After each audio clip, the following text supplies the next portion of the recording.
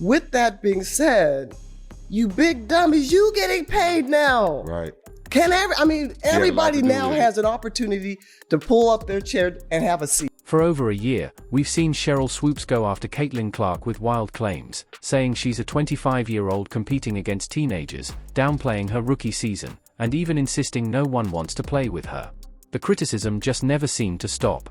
Some of your peers, they will recognize, her game, but they won't recognize her impact. Right. How can you separate the two? It's kind of hard, right? And I used, Jax, you're absolutely right. And I was like, come on, you big dummy. Then Cheryl Miller stepped into the spotlight. The basketball legend and former coach of Caitlin Clark just delivered a knockout blow on the All the Smoke podcast, calling Sheryl Swoopes a big dummy and tearing apart every false narrative.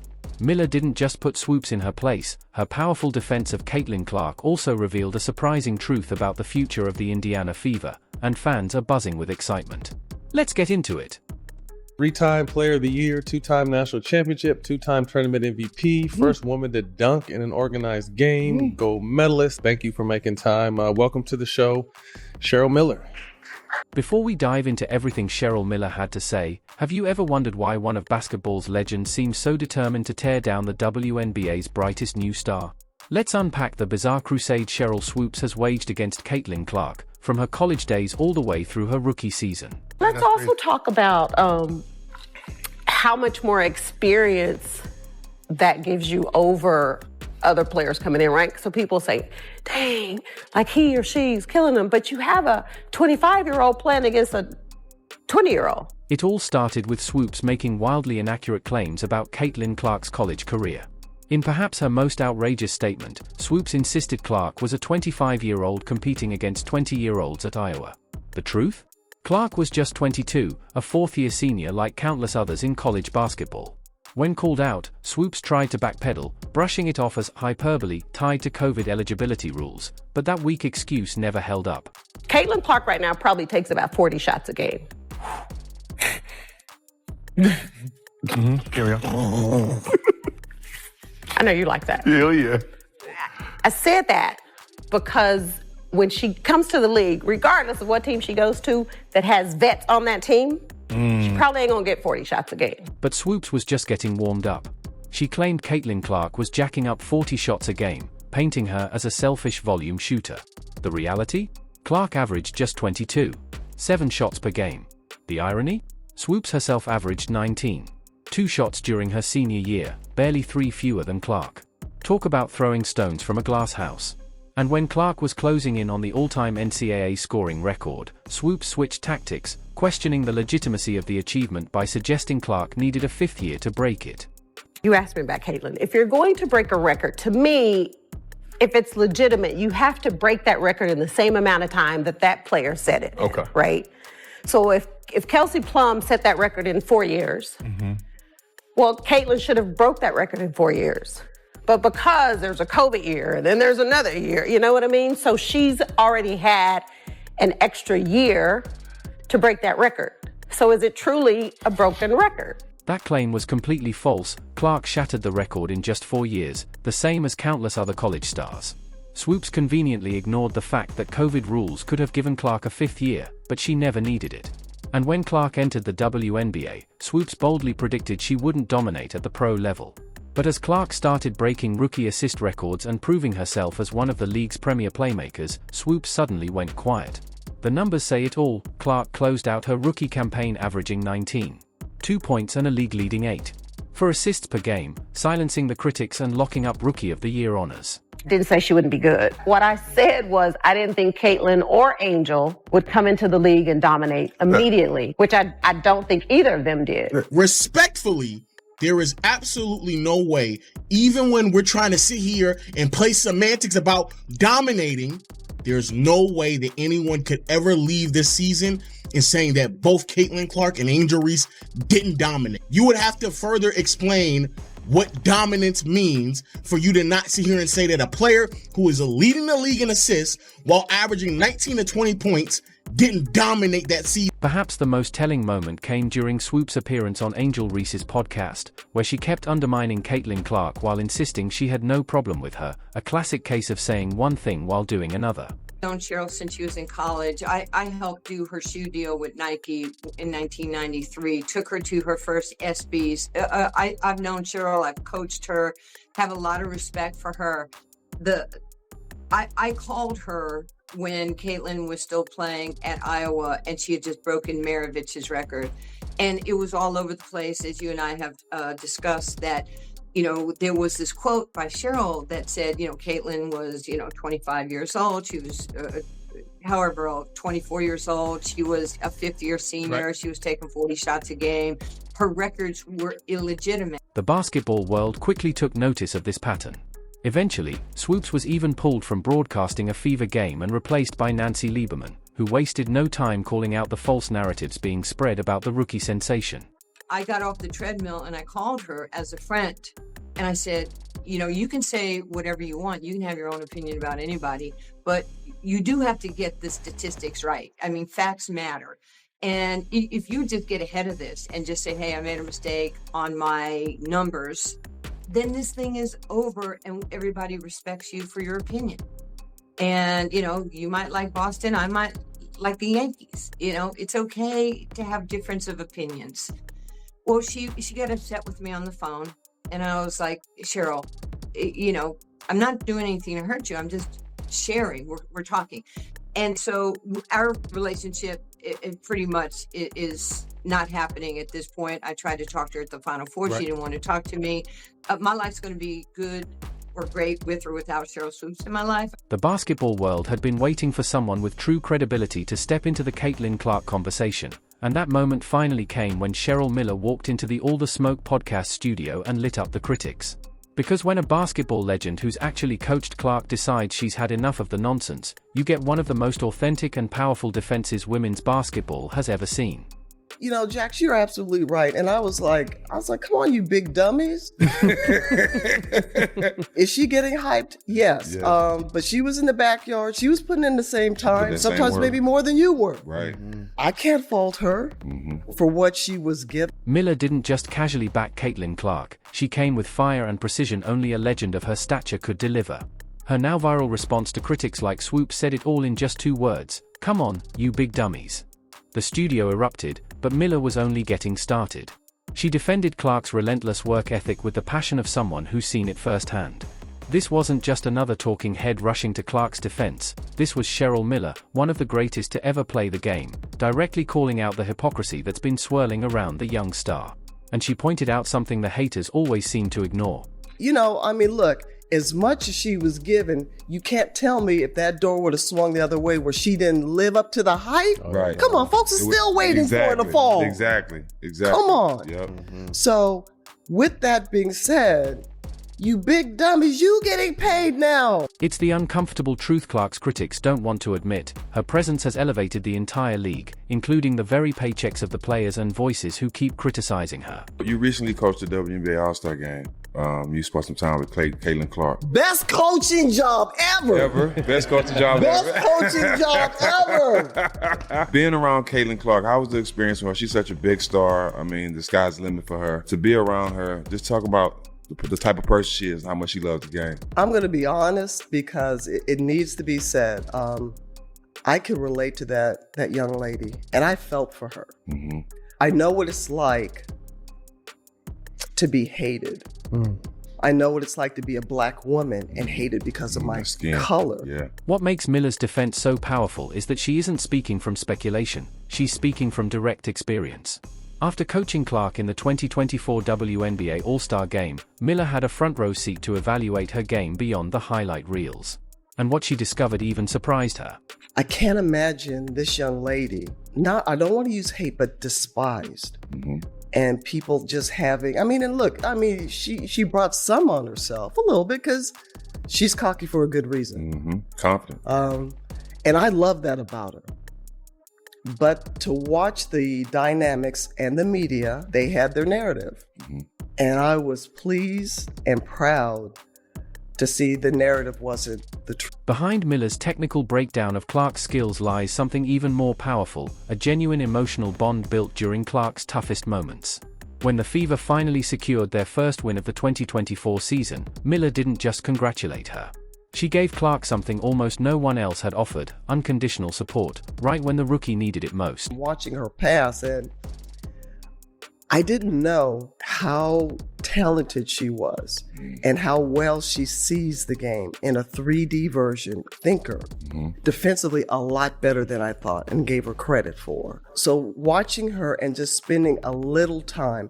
And one thing, guys, that I've learned is to step back and let these kids be themselves. That embrace between Miller and Clark after Indiana's first victory wasn't just a casual interaction between two basketball figures. It was a pivotal moment that revealed how isolated Clark had felt in the storm of criticism surrounding her entry into the league. Miller later recalled the raw emotion of that exchange, saying, "I gave her the biggest hug I could. When she saw me, she was like, oh man, finally, somebody who's on my side." She was getting hit with everything left and right. She was getting hit with everything left and right, and I just said, I hugged her. I said, "I'm so proud of you." I go, savor this. Use this as a formula. I said, but keep being you. I said, no matter what, keep being you. In that vulnerable moment, Miller didn't offer empty platitudes. She gave the kind of guidance that only comes from someone who's walked a similar path. "I'm so proud of you. Savor this. Use it as a formula. But no matter what, keep being you." These weren't just comforting words, they were a lifeline to a rookie drowning in expectations and scrutiny. Heavy as a crown that she's wearing right now. Right. And it wasn't something that she anointed herself. It's something that's been placed on her head. And I hope people understand that. But it's everything that she's dealing with. When Cheryl Miller speaks, the basketball world listens, and for good reason. Her voice carries the weight of an extraordinary legacy: 3 Naismith Player of the Year awards, 2 national championships, Olympic gold, and a place in the Basketball Hall of Fame. But Miller's support goes far beyond her resume. She sees something in Caitlin Clark that many critics continue to overlook: the exceptional court vision that makes her far more than just a scorer.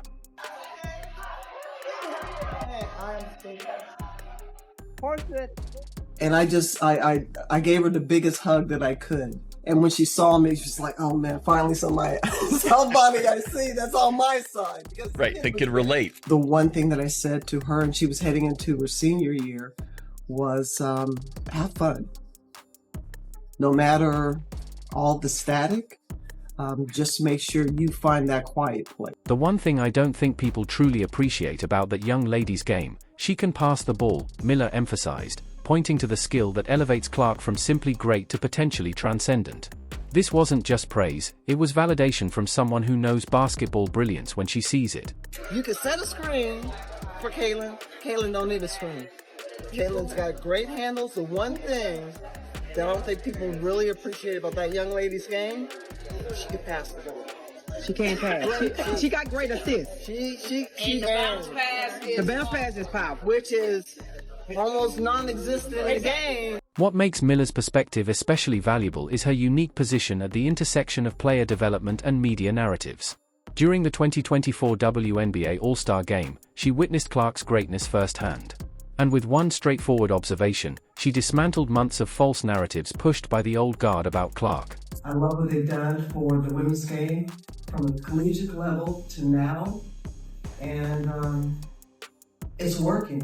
And it was only a matter of time. And great narratives, great storylines. But now the bottom line comes down to one thing. It's about basketball.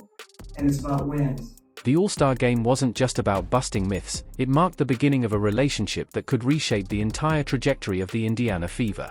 When Caitlin Clark nervously called Cheryl Miller coach for the first time, neither of them could have known they were planting the seeds for what just might become the WNBA's next championship powerhouse. What advice, if any, did you share in that meeting with Caitlin? Because I know that she spoke very highly of you, got great respect for you. I've known Cheryl for a little while now.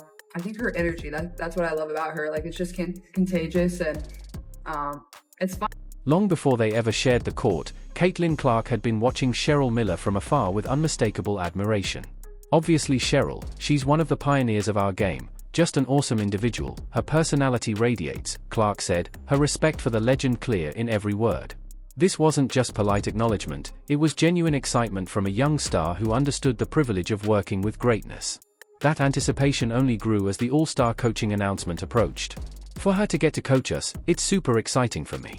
I was so excited when I heard that news, Clark admitted. But it was their very first interaction that truly revealed the potential future of this partnership. I've known Cheryl for a little while now.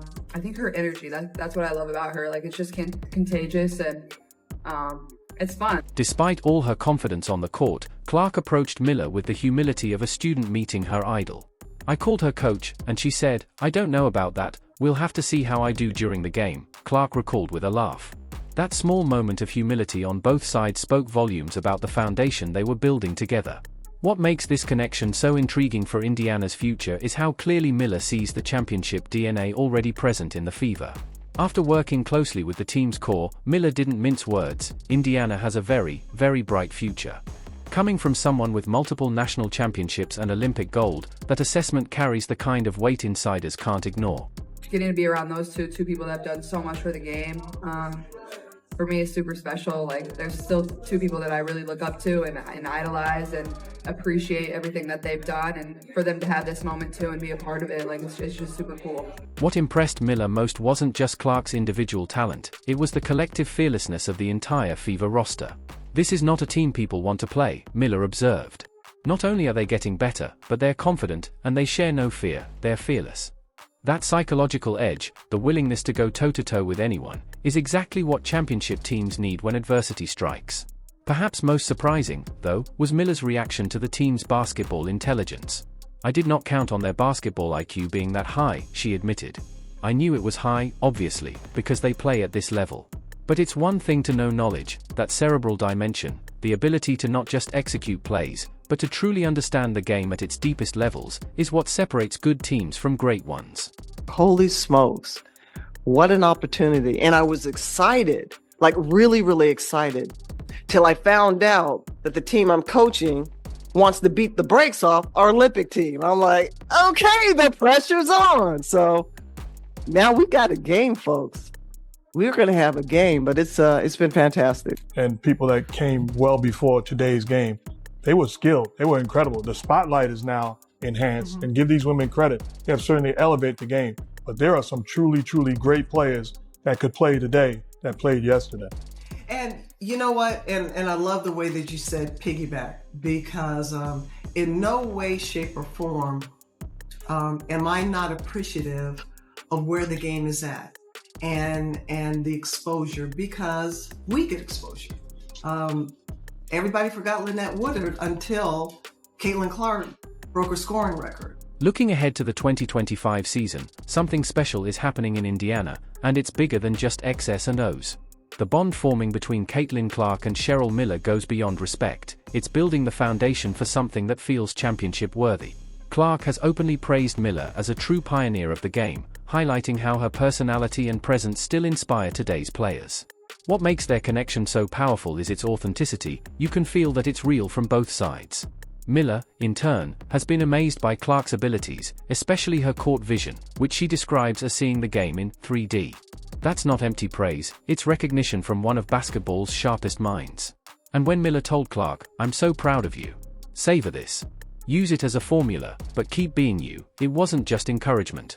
It was a passing of the torch.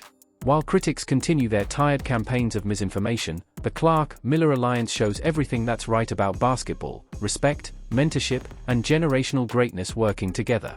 The future in Indiana isn't just bright, it looks championship caliber with this kind of guidance and leadership in place. So, what do you think? How excited are you for the season ahead? Drop your thoughts in the comments, hit that like button, and don't forget to subscribe with notifications on so you never miss an update. We'll see you in the next one.